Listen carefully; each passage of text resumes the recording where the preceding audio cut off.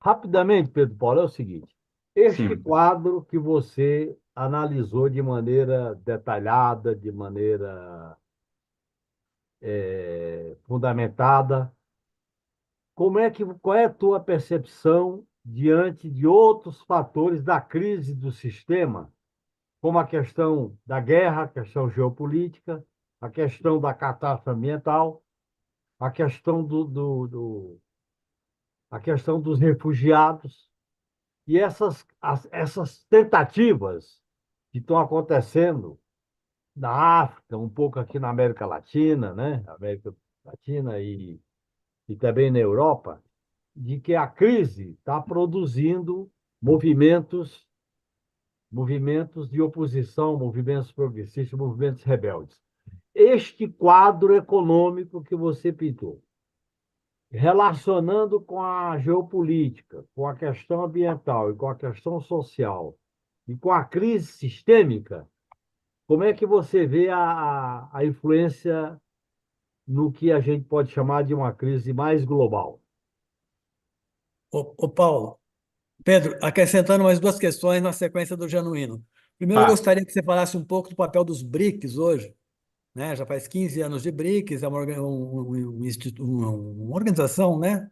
Basicamente na cooperação, voltada para a cooperação internacional. A Dilma hoje é a presidenta. Eu queria ver se você pode fazer alguma avaliação do papel dos BRICS hoje, dentro dessa situação geral, depois de 15 anos. Em segundo lugar, Tá. eu queria que você falasse um pouco do petróleo, né? O petróleo seguramente, a questão do petróleo seguramente está por trás da tentativa de golpe na Venezuela, assim como do genocídio em Gaza, que pode ser mais agravado ainda com a entrada do Irã na parada. Então, eu gostaria Uhum. que você comentasse na esteira do genuíno essas duas questões. Tá. Bom, eu realmente, assim, eu até tinha perguntado para o Walter antes se era para fazer uma discussão mais, digamos, das mudanças estruturais vinculadas à economia política internacional, né? Ou se era mais para, digamos, entender essa dinâmica do mercado e o que que isso indicaria, digamos, tudo mais constante, né? Agora, o que é muito difícil, eu acho que é fazer uma previsão a respeito do que pode ocorrer com o cenário geopolítico mundial, né? A gente pode estabelecer cenários, sem dúvida nenhuma, né? É, eu diria, se ocorrer um aprofundamento, que é é provável, né? Dos conflitos no Oriente Médio, sem dúvida nenhuma, isso vai ter um impacto enorme sobre a economia mundial, porque isso vai jogar o preço do petróleo nas alturas, né? Então, digamos, esse é um componente de imprevisível, né? Que pode modificar completamente o cenário, digamos, o cenário base que eu estabeleci aqui, né? É, eu acho que a gente tem que levar em consideração também o resultado da economia americana, porque o resultado das eleições nos Estados Unidos, né? Porque as eleições nos Estados Unidos, eu acho que envolvem, digamos, do ponto de vista não, enfim, do que seria melhor para a classe trabalhadora americana, é, ou, ou, ou o que seria melhor do ponto de vista da influência dos governos sobre a possibilidade de crescimento da extrema-direita nos diferentes países do mundo, do sul global. Mas o impacto da economia americana sobre os conflitos entre os Estados Unidos e China e Rússia, né? Eu acho que basicamente nesse aspecto o que a gente vê é uma opção entre dois tipos de imperialismo, né? Eu acho que a opção Kamala Harris a gente já mais ou menos sabe o que que é, né? Eventualmente com algum movimento de maior pressão sobre o Estado israelense, eventualmente, não tenho certeza disso, né? É, em parte porque ela fez algumas declarações, digamos, mais críticas do Estado israelense do que o Biden, não é? Mas, de qualquer maneira, é o Partido Democrata. A gente sabe que é o Partido Democrata, né? Porém, no que tange a OTAN e a Rússia, é mais do mesmo, sem dúvida nenhuma. Se pode evoluir para uma guerra europeia ou para uma guerra entre OTAN e Rússia, eu realmente não sei opinar. Eu não sei opinar. O que eu posso dizer é que, evidentemente, se evoluir, você também vai ter, digamos, impactos tão mais sérios do que a Covid produziu. Um choque enorme sobre o preço de commodities, né? Ou pelo menos no período da retomada da Covid, né? Uma elevação impressionante do preço do petróleo, né? Uma saída de capital do conjunto dos ativos de risco, inclusive das economias emergentes como o Brasil, né? E um cenário completamente imprevisível a respeito da evolução, inclusive das, das possíveis zonas de influência e de blocos regionais que um eventual aprofundamento, né, desses conflitos no sentido de uma guerra aberta poderá provocar, né? No que tange ao Brasil, inclusive, a despeito da conexão com os BRICS, né, eu vejo, do ponto de vista estrutural, um cenário muito, muito, muito complicado, né? Porque, digamos, o sistema militar brasileiro, né? O Estado profundo, a tecnoburocracia militar é completamente vinculada aos americanos, né? Do ponto de vista comercial, a economia brasileira é muito mais vinculada à China, mas do ponto de vista do investimento, não, né? Então, digamos, um cenário de conflito aberto entre os blocos, e eu não tenho certeza exatamente, a despeito do governo Lula, né, qual seria o tipo de alinhamento político do Estado brasileiro, certo? Eu realmente tenho dúvidas, tá? Agora, opção governo Trump. Acho que qual é a visão do Trump? Eu acho que a visão dele é a seguinte: você tem que chegar num acerto, sempre foi essa visão. Acho que a melhor apresentação desse tipo de interpretação, né, no longo prazo, ou no médio prazo, vendo lá a política do Trump desde 2016 até hoje, algumas declarações dele também, e, sobretudo, vários documentos dos principais assessores de política externa do Trump que foram apresentados desde o ano passado, é do Ben Norton. O Ben Norton é um analista de política internacional que, que gere um blog e um canal do YouTube chamado Geopolitical Economy. E ele trabalha junto com a Radhika Desai e o Michael Roberts. Michael Roberts, não, esqueci o nome do economista que trabalha com ele, depois eu passo para vocês. Mas é um excelente, sem dúvida nenhuma, a meu ver, é o melhor canal de YouTube sobre política internacional, né? E ele apresenta o seguinte: a visão de política externa do Trump é tentar acertar um acordo com a Rússia com dois objetivos. Com dois objetivos. Prender a Europa num conflito com a Rússia. E aí, ao prender a Europa num conflito com a Rússia, sem o apoio da OTAN, né, você estaria enfraquecendo aquilo que os democratas consideram ser aliados, a Europa, e que o Trump considera ser um inimigo, a Europa. E, ao mesmo tempo, digamos, prenderia a Rússia num conflito com a Europa. E, eventualmente, num acerto com a Rússia, né, de ela passasse a ser neutra no conflito entre Estados Unidos e China, a depender daquilo que o Trump poderá oferecer para a Rússia no conflito com a Europa, né? E envolveria digamos, um aprofundamento do ataque à China, né, muito mais radical do que aquilo que os democratas vêm fazendo. Eu acho que o Sullivan vive dizendo que o nosso objetivo central é delimitar um espaço de interação com a China que seja muito amplo, mas que envolva um jardim com muros muito elevados. Qual é esse jardim com muro? O que está dentro do jardim? O setor de semicondutores.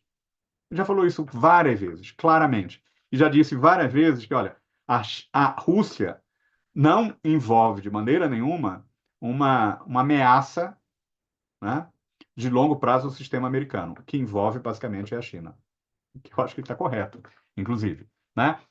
Mas, digamos, a política dos democratas é enfraquecer a capacidade de desenvolvimento tecnológico que tem tanto impacto civil quanto militar, vinculado às novas tecnologias, semicondutores avançados e à inteligência artificial.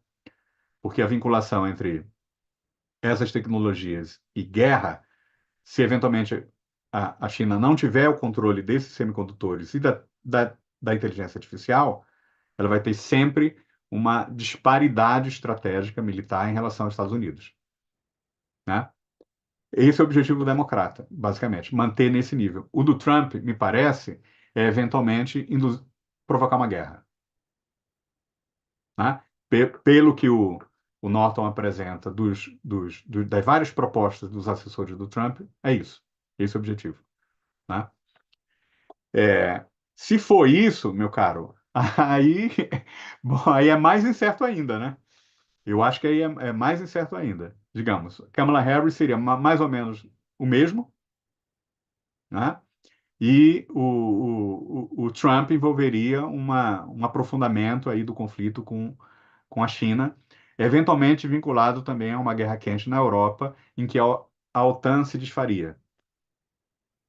Tá claro? Aí vocês têm muito mais capacidade do que eu para dizer o que que isso tem do ponto de vista de potencial político de longo prazo, favorável ou desfavorável para as esquerdas, né? Mas eu acho que em qualquer um dos dois cenários, né? Qualquer um dos dois cenários, mas principalmente o cenário do Trump, né? Eu acho que o cenário do Trump envolveria, digamos, uma ruptura violenta da ordem internacional muito maior e que estaria associada também, sem dúvida nenhuma, uma invasão da Venezuela e, eventualmente, um ataque frontal a Cuba também, né? Quer dizer, essa ideia de você criar zonas de influência, né? Como existia, enfim, antes de 1939, né? Ou de 1914, e significaria que um avanço, digamos, militar americano em direção à América Central e América do Sul, imagino, né? O Trump mesmo já disse várias vezes assim que a gente está perto aí de tomar a Venezuela, né? E agora eu acho que um segundo governo Trump significaria isso. Então, digamos, tudo que eu falei que não envolvia, digamos, essas incertezas do cenário internacional, vai tudo por água abaixo diante de qualquer um desses cenários de agravamento dos conflitos internacionais, né? Agora, eu diria que, por outro lado, para as questões aí, digamos, mais substantivas, né? Que o, que, que o Genuíno colocou, como exemplo, a questão ambiental. O governo Trump significaria, sem dúvida nenhuma, que a gente bateria nos 2,5% de elevação de graus Celsius em relação ao período pré-industrial, né? Isso significaria, muito provavelmente, daqui a uns 40, 50 anos, a desertificação do, do Cerrado brasileiro, talvez uma parte da Amazônia, e condições absolutamente inabitáveis na maior parte da África, né? Então, eu diria isso, que digamos, o governo Biden continuará levando, digamos, essa diplomacia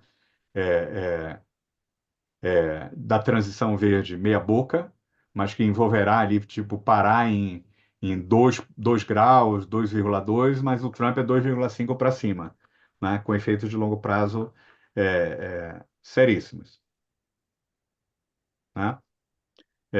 No que tange, digamos, a refugiados, eu acho que depende do grau da força das guerras, né?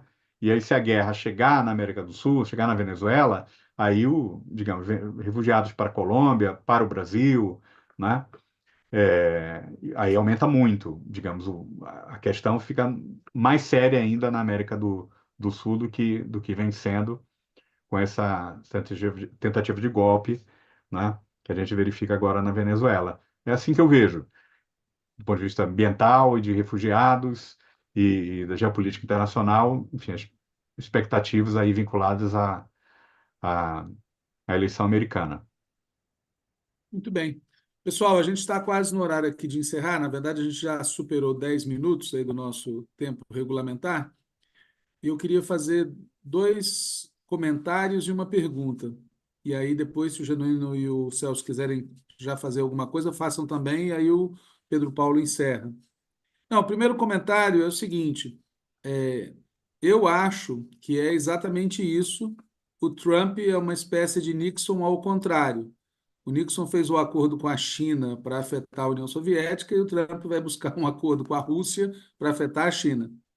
Segundo, eu acho que é muito importante esse comentário feito sobre a China ser um grande parceiro comercial, mas não ser o grande parceiro na área de investimentos. O que o Xi Jinping e o governo chinês querem fazer com a aproximação do Brasil à iniciativa do Cinturão em Rota é equilibrar isso, o que pode ser para nós, na minha opinião, uma boa. Não subestimando os problemas, nem achando que nós vamos ser salvos por investimento onde quer que seja. Mas no momento que a gente está, é útil se o governo mudar de orientação. Se o governo mudar de orientação, nada será útil, na minha opinião. E aí vem a terceira questão, aí é uma pergunta mesmo. Eu ouvindo você falar, fiquei com a seguinte impressão acerca dos impactos sobre o Brasil. Eu vou fazer aqui uma analogia muito grosseira, mas para que fique claro o que eu estou querendo dizer. No primeiro governo Lula, a política do Palocci fez a gente perder 2 ou 3 anos em que o cenário era relativamente favorável. E quando houve a mudança de política, com a queda do Palocci, a entrada da Dilma, do Guido Mantega, rapidamente, pouco tempo depois, o cenário piorou. E eu fico com a impressão, queria que você fala, que a gente pode estar diante de um cenário desses. Seja porque, como você mesmo disse, né? Eu anotei aqui, por enquanto é apenas uma correção, ou seja, nessa dinâmica econômica é por enquanto, porque amanhã ela pode levar a uma coisa mais séria, ou pelos motivos geopolíticos que você citou a seguir, que na situação a gente pode estar de novo perdendo um momento melhor do que o que virá pela frente. Esse era o meu único comentário e pergunta, se você quiser falar a respeito. Celso e Januíno, querem. Ô, Walter, eu queria só destacar uma observação, viu, Pedro Paulo, muito correta tua. Eu até faço dela uma colocação mais profunda. A partir de 2016, da crise do golpe, passando pelo Bolsonaro, e nós não alteramos isso, a vinculação da, das Forças Armadas com o imperialismo americano é muito profunda. Doutrinariamente, tecnicamente, financiamento, inclusive em relação ao F-16, em relação aos tanques. Portanto, eu acho que esse é um grande problema, porque diante de uma crise geopolítica da América do Sul, a situação do Brasil é de vassalagem em relação aos Estados Unidos, para ser muito claro e franco, porque houve um aprofundamento de algo que já era anterior, já doutrinariamente, isso se aprofundou muito e nós não fizemos nada para alterar essa situação, entendeu? Eu queria só destacar esse ponto. Celso Marcondes, é a última. Obrigado, Walter. Estou satisfeito. Tudo bem, eu estou parecendo aqueles apresentadores da Jovem Pan, minha rádio preferida. Pedro Paulo, então é você para encerrar. Não, Já quero de antemão agradecer muito você ter aceito o nosso convite, a contribuição que você deu. Diga lá. eu que agradeço, Walter. Olha, basicamente eu concordo com vocês, né? Eu só diria assim que é claro que é, eu- haverá alguma desaceleração da economia mundial, né? Aquele cenário do FMI, ele rapidamente se mostrou, digamos, equivocado. Provavelmente eles vão lançar também rapidamente uma nova estimativa. Então, muito provavelmente, 2025 vai ser pior do que 2024, do ponto de vista do cenário, né? O que eu não sei dizer, de fato, é o que vai acontecer depois disso, né? Porque isso tem muita importância, né? Eu acho que tem muita importância qual é o tipo de governo e qual é a natureza do Estado e do bloco no poder que enfrenta uma grande transformação internacional, né? Digamos, você sabe melhor do que eu, em 1930, a Argentina respondeu, digamos, à crise internacional, não é, com o fortalecimento de um bloco no poder orientado para reproduzir o passado, reproduzir uma vinculação da estrutura produtiva argentina e uma inserção internacional conectada a uma potência declinante que era a Inglaterra e que tinha dado digamos, tinha tanto sucesso, né, relativo, porque em 1930 a renda per capita argentina acho que era 82% da renda per capita americana, tá claro? Enquanto no Brasil, por um conjunto de circunstâncias, ocorre exatamente o inverso, não é?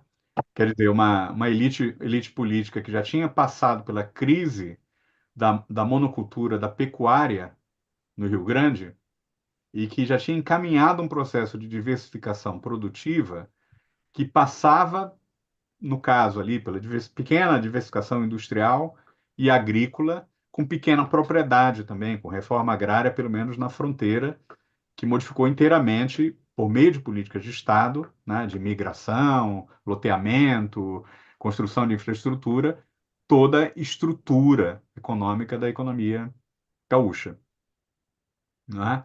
E essa elite, por um acaso, foi a que dirigiu o Estado brasileiro a partir de 1930, né? Então, uma coisa, eu concordo com você, Walter, digamos, ir no piloto automático enquanto a economia mundial está crescendo e a gente é puxado pela demanda de commodities, né? E claro que também existe não só puxado, né, mas uma grande capacidade de realização de investimentos, né? Inclusive ali na Petrobras, né? A gente espera que destine mais recursos agora também para a transição energética, né?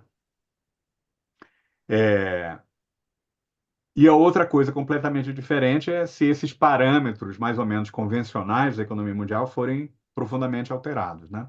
E aí, se a gente tiver, digamos, com uma liderança, pelo menos econômica, muito tímida, né? Aí o risco é que o processo de digamos, de degradação ou de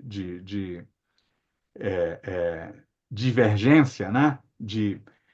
Fim do processo de convergência que você teve de 1930 até 1980, que esse processo de divergência, de atraso, seja aprofundado numa conjuntura de ruptura profunda da economia mundial, se a gente não tiver essa liderança econômica ousada aqui no país. Concordo plenamente com você. Tá? Muito bem, Obrigado. pessoal. Obrigado Então é pelo convite. isso. Muito agradecido ao Pedro Paulo, a quem nos acompanhou. Semana que vem a gente tem o Sérgio Amadeu para discutir o papel das redes sociais no processo eleitoral.